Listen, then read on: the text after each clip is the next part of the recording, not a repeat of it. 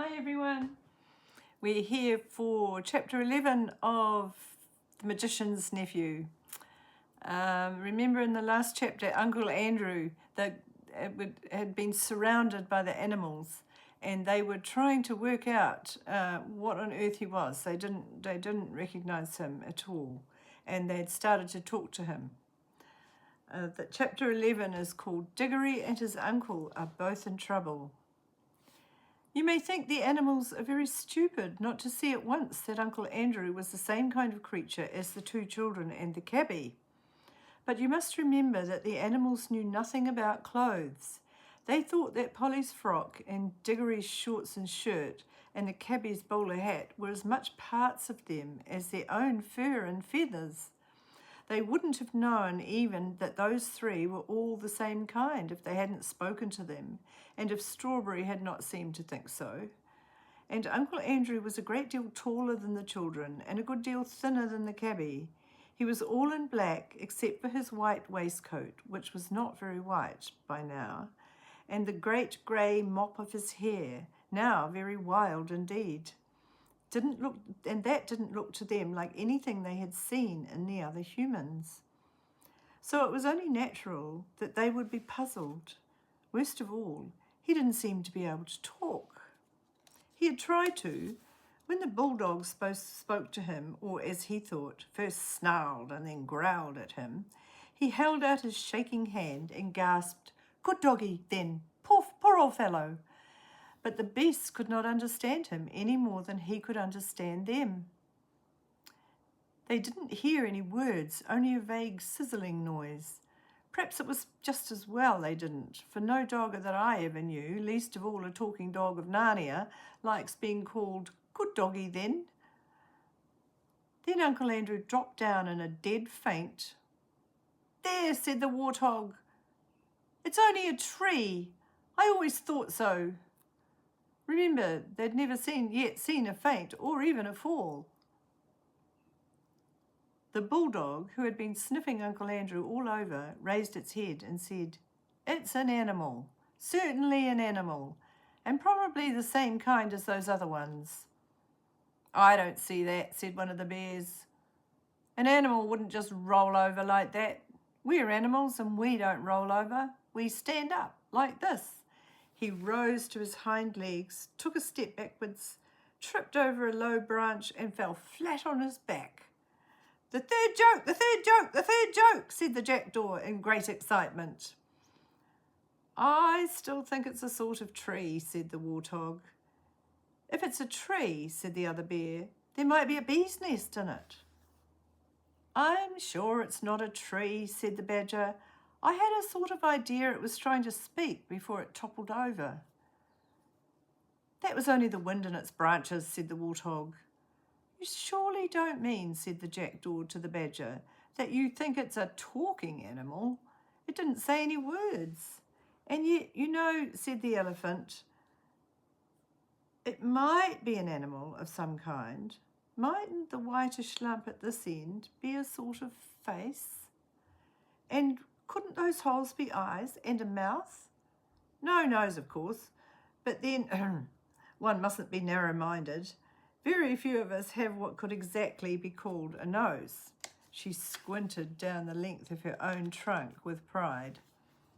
"I object to that remark very strongly," said the bulldog. You remember, bulldogs have absolutely no nose, they've just got a flat face. "The elephant is quite right," said the beaver. "I tell you what," said the donkey brightly, "perhaps it's an animal that can't talk, but thinks it can." "Can it be made to stand up?" said the elephant thoughtfully. She took the limp form of Uncle Andrew gently in her trunk and set him up on end, upside down unfortunately, so that a whole lot of coins fell out of his pocket, but it was no use. Uncle Andrew merely collapsed again. "There," said several voices, "it isn't an animal at all. It's not alive." "I tell you, it is an animal," said the bulldog. "Smell it for yourself." "Smelling isn't everything," said the elephant. "Why," said the bulldog, "if a fellow can't trust his nose, what can he trust?" "Well, his brains, perhaps," the elephant replied mildly. I object to that remark very strongly, said the bulldog. Well, we must do something about it, said the elephant, because it may be the Neville, and it must be shown to Aslan. What do most of us think? Is it an animal or something of the tree kind? Tree, tree, tree, said a dozen voices. Very well, said the elephant. Then, if it's a tree, it wants to be planted. We must dig a hole. The two moles settled that part of the business pretty quickly. There was some dispute as to which way up and Uncle Andrew ought to be put into the hole, and he had a very narrow escape from being put in head first. Several animals said his legs must be his branches, and therefore the grey fluffy thing, they meant his head, must be his root. But then others said that the forked end of him was muddier, and that it spread out more as roots should. So finally he was planted the right way up. When they had patted down the earth, it came up above his knees. It looks dreadfully withered, said the donkey. Of course it wants some watering, said the elephant. I think I might say, meaning no offence to anyone present, that perhaps for that sort of work, my kind of nose. I object to that remark very strongly, said the bulldog. But the elephant walked quietly to the river, filled her trunk with water, and came back to attend Uncle Andrew. The elephant went on doing this till gallons of water had been squirted over him, and water was running off his coat as if he'd been for a bath with all his clothes on. In the end, it revived him. He woke up from his faint. What awakening it was! But we must leave him to think over his wicked deed, if he was likely to do anything so sensible, and turn to more important things. And there's Uncle Andrew and the animals, where they're trying to wake him up, the elephant squirting him with the water. That's a warthog. Where's the warthog? Oh, I think maybe that's a warthog. One of those two things.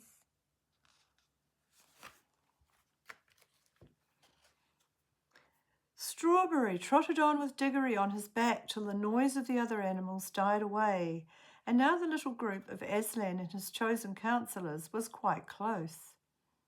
Digory knew that he couldn't possibly break in on so solemn a meeting, but there was no need to do so. At a word from Aslan, the other elephant, the ravens, and all the rest of them drew aside. Digory slipped off the horse and found himself face to face with Aslan. And Aslan was bigger and more beautiful and more brightly golden and more terrible than he had thought. He dared not look into the great eyes. Please, Mr. Lion, Aslan, sir, said Digory, may I please, will you give me some magic fruit of this country to make my mother well? He had been desperately hoping that the lion would say yes.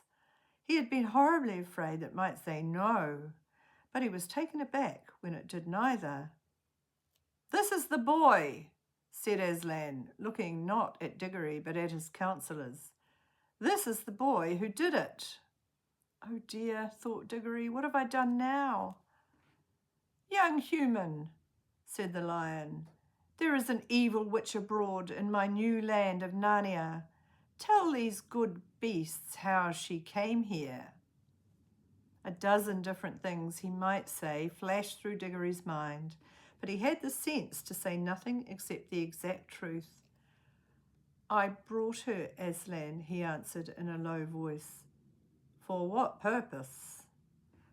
I wanted to get her out of my own world, back into her own. I thought I was taking her back to her own place.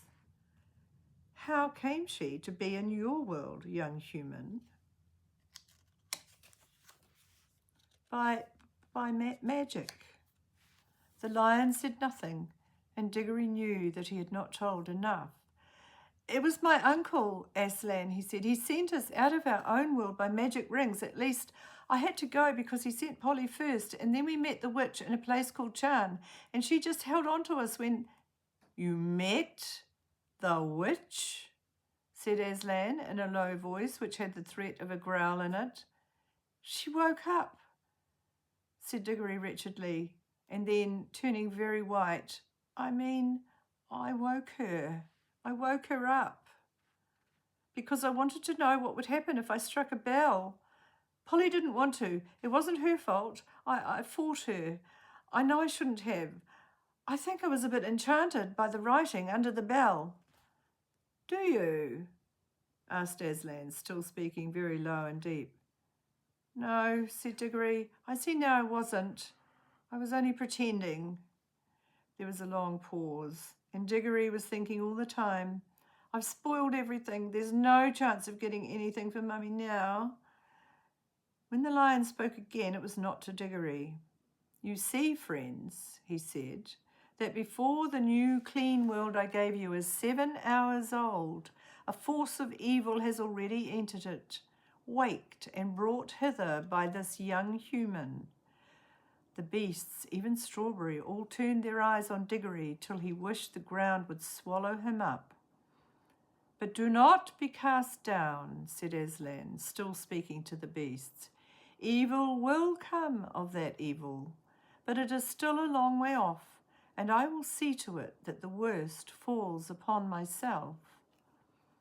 In the meantime, let us understand that for many 100 years yet, this will be a merry land in a merry world, and as the human race has done the harm, the human race must help to heal it. Draw near, you other two. The last words were spoken to Polly and the cabbie who had now arrived.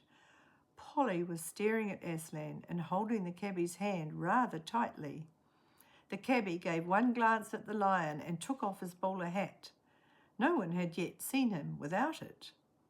When it was off, he looked younger and nicer, and more like a countryman and less like a London cabman. Son, said Aslan to the cabbie, I have known you long. Do you know me? Well, no, sir, said the cabbie. Leastways, not in an ordinary manner of speaking. Yet I feel somehow, if I may be so free, as how we've met before. It is well, said the lion. You know better than you think you know, and you shall live to know me better yet. How does this land please you? Oh, it's a fair treat, sir, said the cabbie. Would you like to live here always? Well, you see, sir, I'm a married man, said the cabbie. If my wife was here, neither of us would ever want to go back to London, I reckon. We're both country folks, really. Aslan threw up his shaggy head, opened his mouth and uttered a long, single note, not very loud, but full of power. Polly's heart jumped in her body when she heard it. She felt sure that it was a call, and that anyone who heard that call would want to obey it, and what's more, would be able to obey it, however many worlds and ages lay between. And so, though she was filled with wonder, she was not really surprised or shocked when all of a sudden a young woman with a kind, honest face stepped out of nowhere and stood beside her. Polly knew at once that it was the cabbie's wife, fetched out of our world not by any tiresome magic rings, but quickly, simply and sweetly, as a bird flies to its nest. The young woman had apparently been in the middle of a washing day, for she wore an apron. Her sleeves were rolled up to the elbow, and there were soapsuds on her hands. Of course, she thought she was dreaming. That was why she didn't rush across to her husband and ask him what on earth had happened to them both. But when she looked at the lion, she didn't feel quite so sure it was a dream. Yet, for some reason, she did not appear to be very frightened. Then she went and put her hand in the cabbie's and stood there looking round her a little shyly. My children, said Aslan, fixing his eyes on both of them, you are to be the first king and queen of Narnia. The cabbie opened his mouth in astonishment, and his wife turned very red. And there they are, standing listening to Aslan talking to them, dressed in their olden day clothes.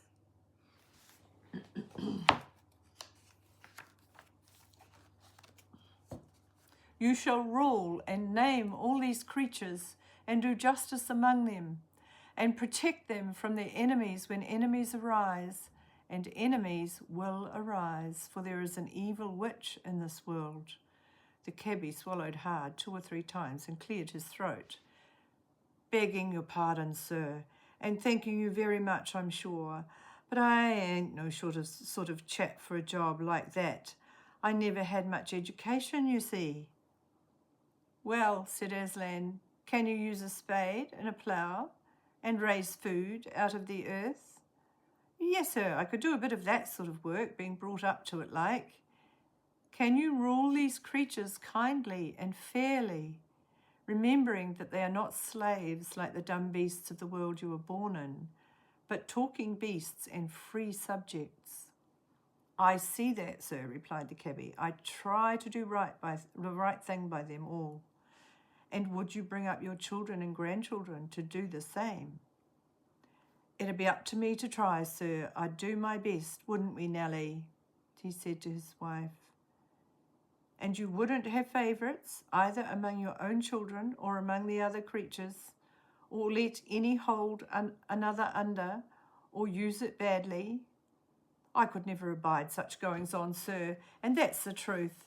I'd give him what for if I caught him at it, said the cabbie. All through this conversation, his voice was growing slower and richer, more like the country voice he must have had as a boy, and less like the sharp, quick voice of a Londoner. And if enemies came against the land, for enemies will arise, and there was war, would you be the first in the charge and the last in the retreat?